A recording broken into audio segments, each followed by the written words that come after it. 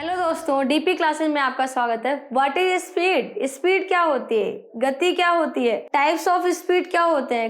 Acceleration speed क्या होता है? स्पीड होता क्या है, सबसे पहले ये समझते हैं। नॉर्मली हम जब बात करते हैं तो स्पीड की बात यही करते हैं कि कोई अगर बॉडी है, ठीक है, और वो कितनी तेज चल रही है या फिर कितनी धीमे चल रही है, उसी को हम कहते हैं स्पीड से। मतलब अगर बहुत तेज गाड़ी जा रही है तो हम क्या कहते हैं कि उसकी स्पीड बहुत ज़्यादा है, ठीक है। और अगर बहुत धीरे धीरे चल रहे तो क्या कहते हैं, भैया स्पीड गाड़ी की बहुत कम है, यही तो कहते हैं ना। या फिर खूब तेज चल रहे हो तो कहते हैं इसकी चलने की स्पीड ज्यादा है, धीरे धीरे चल रहे हो तो कहते हैं इसकी चलने की स्पीड कम है। समझ में आया?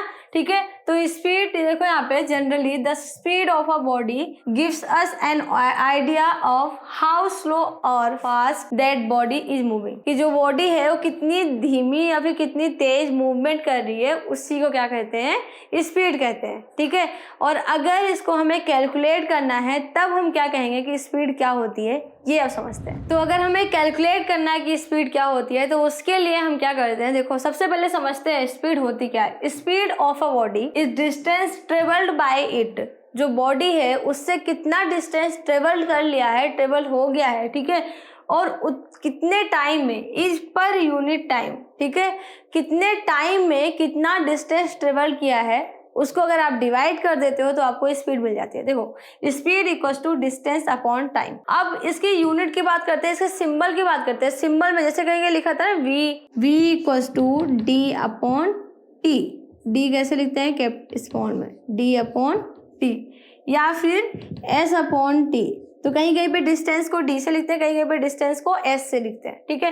तो v equals to D upon T, जहाँ पे डी क्या है, टोटल कवर्ड डिस्टेंस, ठीक है, टोटल जो ट्रेवल किया गया है उसका डिस्टेंस हो गया, ठीक है, या फिर एस से, दोनों से डिनोट कर सकते हैं। टी हो गई टाइम और v हो गया अपना स्पीड, ठीक है।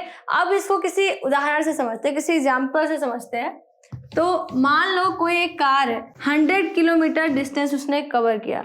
सबसे पहले अपने क्वेश्चन समझना है, एक कार है, ठीक है, उसने 100 किलोमीटर डिस्टेंस कवर किया, ठीक है, कितने टाइम में, 4 आवर में, ठीक है, 4 घंटे में उसने 100 किलोमीटर डिस्टेंस ट्रेवल कर लिया।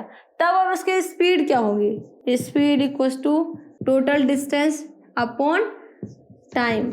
जितना डिस्टेंस ट्रेवल करने में जो टाइम लगा वो टाइम, ठीक है। तो डिस्टेंस कितना हो गया, 100 किलोमीटर, और टाइम कितना हो गया, 4 आवर, ठीक है।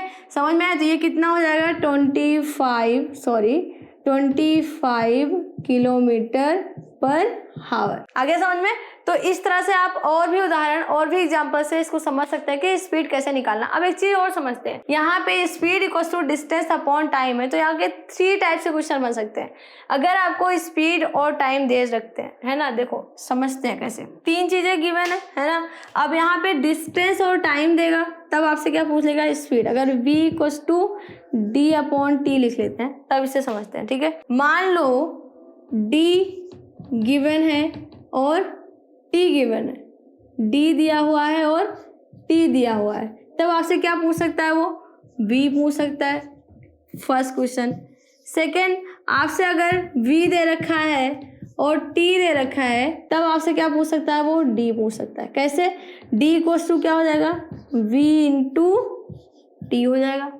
सेम ऐसे ही मान लो डिस्टेंस और वेलोसिटी, मतलब डिस्टेंस और स्पीड दे रखी है, वेलोसिटी बिल्कुल नहीं, वेलोसिटी एकदम अलग चीज हो जाती है, ठीक है। तो अगर स्पीड दे रखी है तो t इक्वल्स टू क्या हो जाएगा, मान लो d दे रखा है और v दे रखा है, ठीक है, तो आपसे t पूछ सकता है। कैसे, t इक्वल्स टू हो जाएगा d अपॉन b, ठीक है। और अगर इसके यूनिट की बात करें तो डिस्टेंस का हो जाता है मीटर या फिर किलोमीटर या सेंटीमीटर, 3 हो सकते हैं। टाइम का हो सकता है सेकंड, मिनट और हावर, ठीक है। इसके साथ में ही v हो गया स्पीड, तो जो इसका यूनिट होगा वही उसमें आगे चेंज हो जाएगा, ठीक है। तो अब देखते हैं SI यूनिट्स ऑफ स्पीड क्या होता है। SI यूनिट, इसका एक यूनिट होता है, हर एक चीज का SI यूनिट होता है, ठीक है। तो SI यूनिट ऑफ स्पीड क्या होता है, क्या होगा, मीटर पर सेकेंड। अब मीटर पर सेकेंड को आप और क्या लिख सकते हो, मीटर इंटू सेकेंड इनवर्स, ठीक है, या फिर डायरेक्टली आप इसको लिख सकते थे मीटर पर सेकेंड। इतना बड़ा तो कौन लिखता है, m/s हो गया, ठीक है।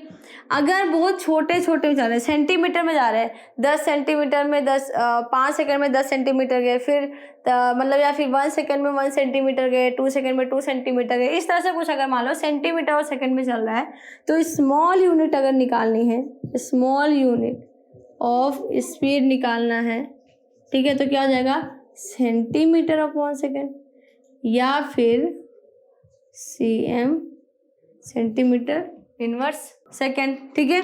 थर्ड, अगर यहीं पे डिस्टेंस बहुत ज़्यादा था, हावर और किलोमीटर की बात हो रही है, सभी पहले उदाहरण समझा हमने, है ना, तो किलोमीटर और हावर मतलब घंटे की बात हो रही है, तब लार्ज यूनिट ऑफ स्पीड निकालनी होगी, तब क्या करेंगे, किलोमीटर पर हावर या फिर किलोमीटर इंटू हावर इनवर्स।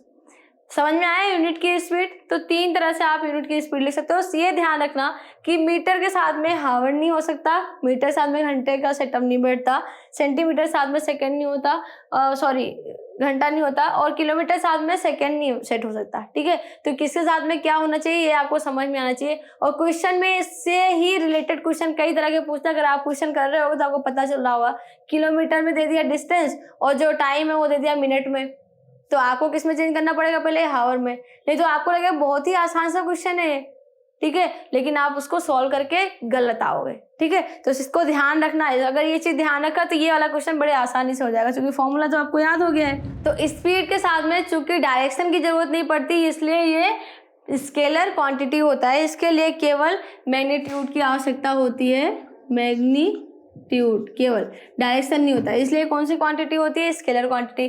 साथ में स्पीड को मापता कौन है, स्पीड को मापने के लिए एक इंस्ट्रूमेंट बना है, एक इंस्ट्रूमेंट है जो कि है स्पीडोमीटर। स्पीडोमीटर एक इंस्ट्रूमेंट है जो कि स्पीड को मापता है, हर एक कार वगैरह में लगा रहता है ये, कि कितने किलोमीटर पर हावर से या फिर किस तरह से चल रहा है, तो वहाँ पे आपको स्पीड बताता है, ठीक है। और उसके साथ में एक ओडोमीटर भी इंस्टॉल किया गया रहता है, जो कि क्या मापता है, जो कि डिस्टेंस बताता है, ठीक है, कि कितना डिस्टेंस कवर किया हुआ है। आप सबने कार वगैरह में देखा होगा कि किस तरह से ओडोमीटर और स्पीडोमीटर काम करता है। अगर नहीं देखा तो आज जाके चेक करना घर पे कि किस तरह से स्पीडोमीटर बताता है स्पीड को, और ओडोमीटर डिस्टेंस को। पता करोगे घर में जो गाड़ी चलाते हैं वो आपको फटाफट बता देंगे, ठीक है। इसके साथ में मैंने आपको एवरेज स्पीड बताने के लिए बोला था, और साथ में मतलब इसके टाइप्स बताने के लिए बोला था।